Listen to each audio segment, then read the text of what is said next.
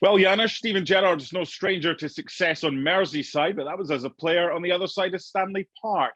This was a good win for Villa against Everton at Goodison, wasn't it?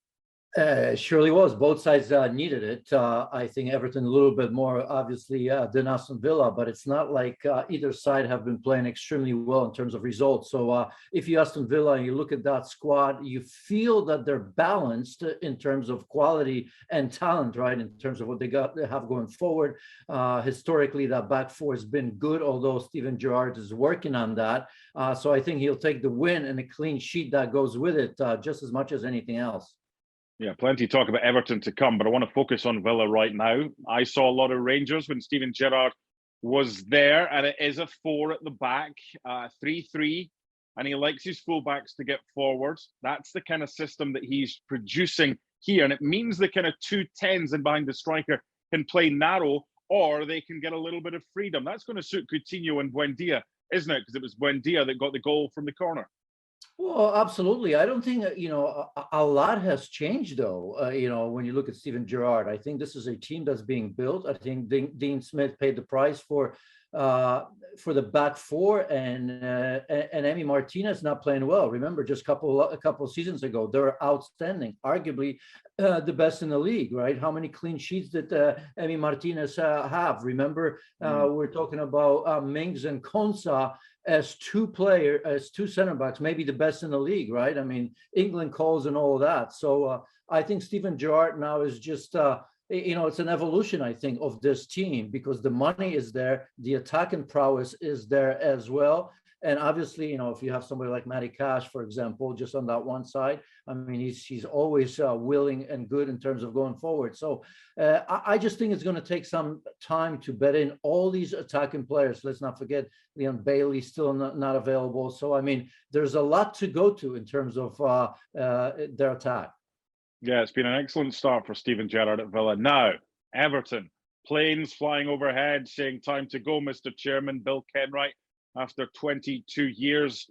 Are they targeting the wrong man here? Because Farhad Moshiri was the man who appointed Rafa Benitez and got rid of him. Is it the man with all the money that the ire should be turned towards? Well, I suppose, I mean, he said how committed he has been, right? I mean, he spent a lot of money. I think just the other day, he's also mentioned that he's paid off all the debt that Everton had as well. It just goes to show that even in a league like Premier League, even if you have a lot of money, Everton or otherwise, it's not all that easy to find the right person. And that has been an issue, right? I mean, when you do have money and when you have someone that understands the vision and knows how to put the team together, you perhaps have a chance to succeed. That's not the case. Look, if you can't get up for Duncan Ferguson, right? I mean, you're doomed, right? So we all know that he's not going to be long-term manager, but even paid for all the beers, for all the supporters ahead of the match, from what I hear. Good man, and I didn't see the response today, not at all. Having all the money in the world doesn't mean you spend it wisely. Having all the passion in the world doesn't make you a good manager, but at least there were signs under Duncan Ferguson they were better organised. But why has it got to this with Everton? Why are they where they are right now, Janusz? Well, first and foremost, you look at all the managers that have come and have gone, and most importantly, last couple, I think were the just, bad decisions. You can argue some of the other ones, right? Because you just never know.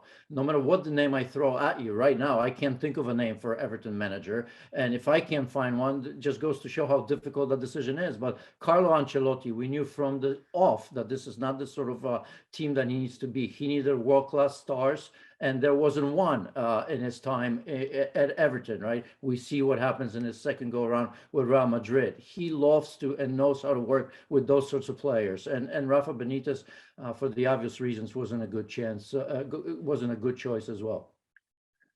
Who's next for Everton? Do they go for someone like Wayne Rooney that the fans would love but doesn't have that much managerial experience? Or should they be looking for someone that's been over the course before, albeit Rafa Benitez was, and he didn't work either?